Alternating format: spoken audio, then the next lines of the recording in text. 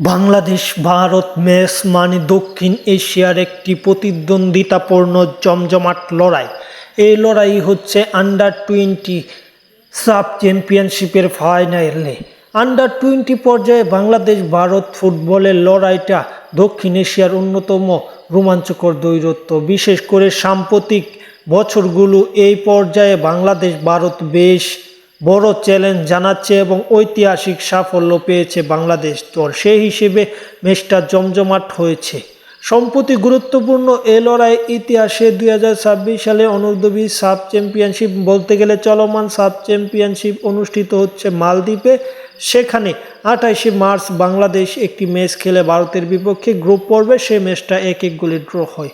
ভারতের বিশাল ব্যবধানের গোলের পর বাংলাদেশের হয়ে সমতা ফেরান মোহাম্মদ আব্দুল রিয়াদ ফাহিম। টুর্নামেন্টের ফাইনাল ম্যাচটি আগামী 3 এপ্রিল 2026 সালে বাংলাদেশ সময় সন্ধ্যা, বলতে গেলে রাত 9টায় অনুষ্ঠিত হবে।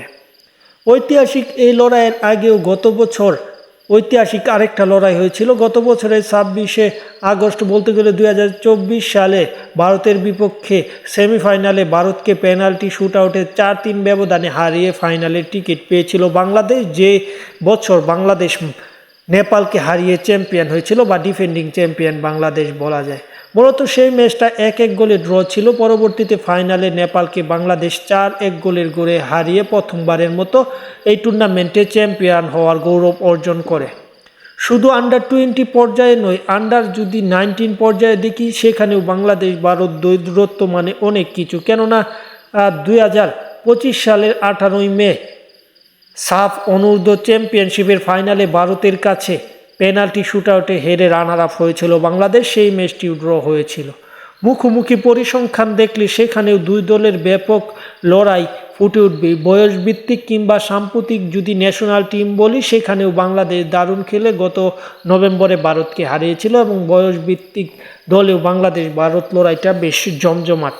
বাংলাদেশ এবং ভারত যদি আমরা দেখি, সেখানেও দুই দল সমানে সমান। কেননা বর্তমান চলমান টুর্নামেন্টে ড্র করেছে দুই দলের ম্যাচ। আগের বছর বাংলাদেশ পেনাল্টি শুটআউটে হারিয়েছে, তার আগে আন্ডার-19 পর্যায়ের জয়। সর্বশেষ বাংলাদেশ ভারতের বিপক্ষে বাজে খেলেছে 2003 সালে, যে ম্যাচটাতে বাংলাদেশ হেরেছিল 6-0 গোলের ব্যবধানে। তারপর থেকে বাংলাদেশের বয়সভিত্তিক দলটা কামব্যাক করেছে। ন্যাশনাল টিম না পারলেও বয়সভিত্তিক দলটা ঠিকই কাজের কাজ করেছে।